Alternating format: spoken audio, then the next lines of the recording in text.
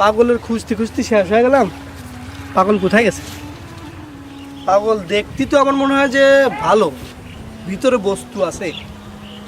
বিভিন্ন কথা কইলেও আমার নামে আর ছালা পরে থাকে। ছালা পরে থাকবে কি? একটা পাঞ্জাবি কিনে আনলাম, তো পাগলের দিয়ার দরকার। পাগলের তো খুঁজে পাই না। পাগল গেছে কোন?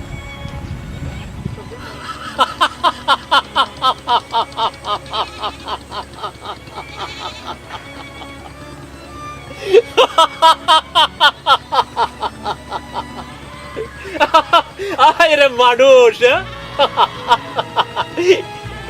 এতটুক এতটুক নির্ধারিত সময় নিয়ে আইছিস রে মানুষ। এই সময়টা অকাজে অবহেলায় সব ফুরাইয়া ফেলাইলি। তারপরে যে সময়টা শেষ হয়ে যাবে টুস, কি করবি রে, কি করবি? কেমনে যাবি? পাঠাইলো রে এই দুনিয়ায় খালি হাতে যাওয়ার জন্য নয়। যাইস, খবর আছে, খবর ঠিকই আছে, খবর করাইয়া দিবে না, বুঝিস না?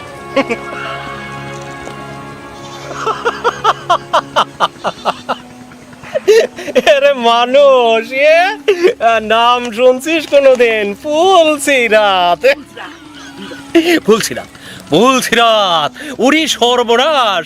আরে হীরার মতো ধার, হ্যাঁ, চুলের মতো চিকুন, পার হবি কেমবারে সেই চিন্তা কি একবারও করলি?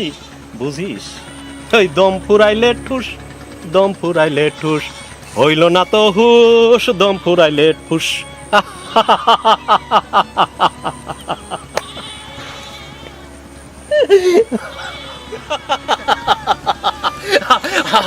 আমার কিছু করে নাই, আমার কিছু করে নাই। এই এই তাল গাছ, তুই সাক্ষী ভাইস, সাক্ষী কিন্তু তুই। আমার কিছু করে নাই, আমার কিছু করে নাই। আমি যাই, আমি গেলাম, গেলাম।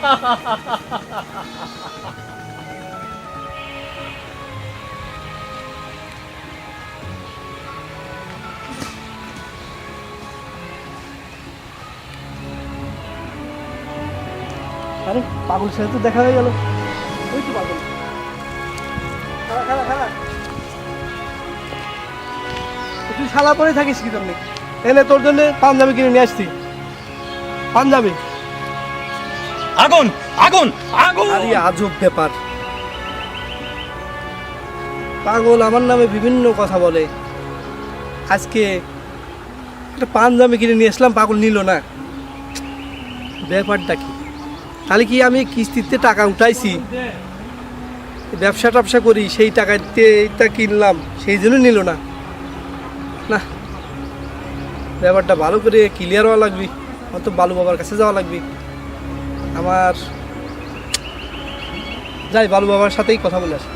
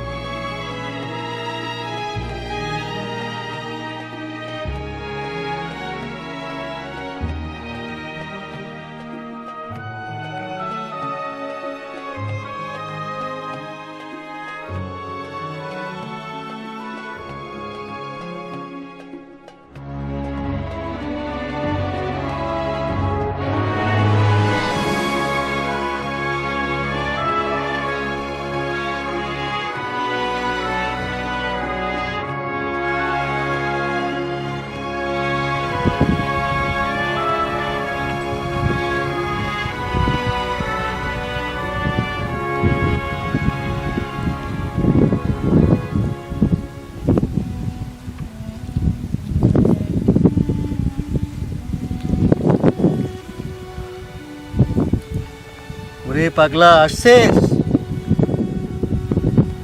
ওরে পাগল, আমার কাছে আসে বয়। তোর মন তো উত্তেজিত, শান্ত হয়ে যাবে, কাছে আয়। আগে মন শান্ত হোক, তারপর কাছে যাব। মন অনেক প্রশ্ন। আবার কি? এই যে সুদ বিষয়, পাগল সব জায়গায় বলতেছে আগুন আগুন।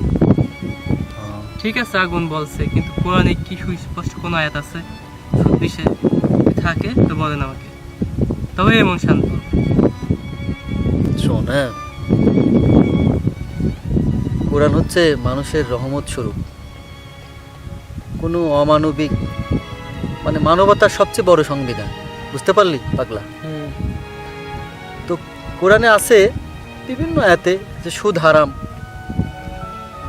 তারপরেও মানুষ সুদ খায়। অনেক হাদিসে আরও জটিল জটিল কথা, কঠিন কথা আছে, কিন্তু কোরআনে সুস্পষ্ট এবং সরল কথা, যা সব মানুষের জন্যই সহজ। কেউ যদি না জেনে শুনে অসচ্ছল অবস্থায় সুদ গ্রহণ করে, বুঝতে পারলি, পরে জানতে পারে যে এটা বড় ধরনের গুনাহ, জানার পরে তাকে ছেড়ে দিতে হবে ওই সুদটা। যাদের কাছ থেকে নিয়েছিল, হ্যাঁ, যথার্থ ফেরত দিয়ে দিতে হবে।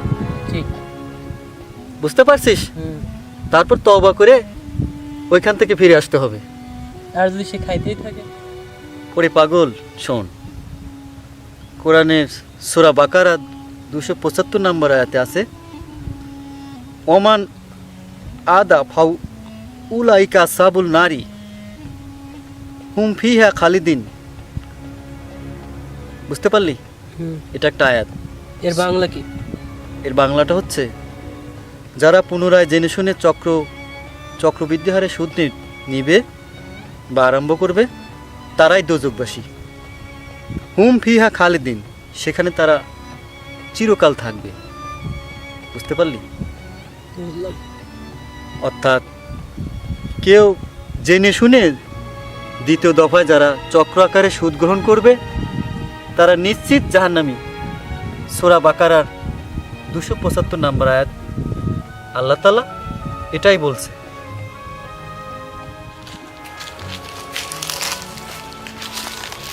বাইস্তে দাঁড়া অঞ্চল্লি কাকা কি মানে যাচ্ছি কাকা, ওই যে একটু বালু বাবার কাছে যাচ্ছি, একটু সমস্যা আছে, একটু সমস্যায় পড়ছি। এই যে এক পাগলের সাথে দেওয়া হয়েছিল, বুঝছেন? হ্যাঁ, পাগলের ছালা পরিয়ে ঘুরে বেড়াতেছে, বিভিন্ন ভালো কথা কয়, মনে হয় বস্তু আছে, বুঝছেন? মনে করলাম যে ছালা পরি থাকে, ওই পাগলের এই যে পাঞ্জাবিটা দিবার গেলাম, পাগল নিল না। দেখি কি জন্য নিল না। হ্যাঁ, একটু বালু বাবার কাছে যাই, একটু দেখি কোনো সমাধান পাই কিনা। আমি তাহলে ওই বালু বাবার কাছে যাচ্ছি।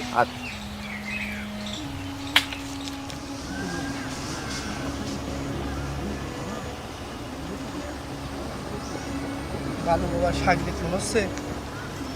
আসসালামু আলাইকুম। বালু বাবা কোথায়? সে পানির মধ্যে ধ্যানে আছে। পানির মধ্যে ধ্যানে আছে? তো আমি তো একটা সমস্যার মধ্যে পড়ছি। বালু বাবার যে দরকারি, আমাকে বল। ওই যে একটা পাগল, আমাদের এলাকায় একটা পাগল আছে, সেই পাগল বিভিন্ন সময় বিভিন্ন কথা বলে আমার নিয়ে। সেই পাগল? জি। বল। ওই পাগলটার যে সবসময় ছালা পরে থাকে, আমার মনে হলো যে উনি ভালো লোক, তারপরেও ছালা পরে থাকে, ওনার মধ্যে বস্তু আছে আমার মনে হয়। তো আমি এই যে পাঞ্জাবিটা কিনলাম, নিল না, আগুন আগুন বলে চলে গেল। এই পাঞ্জাবি? জি জি, বুঝতে পারলাম না বিষয়টা। একটু সময় দে আমাকে, দেখি সে কি বলে।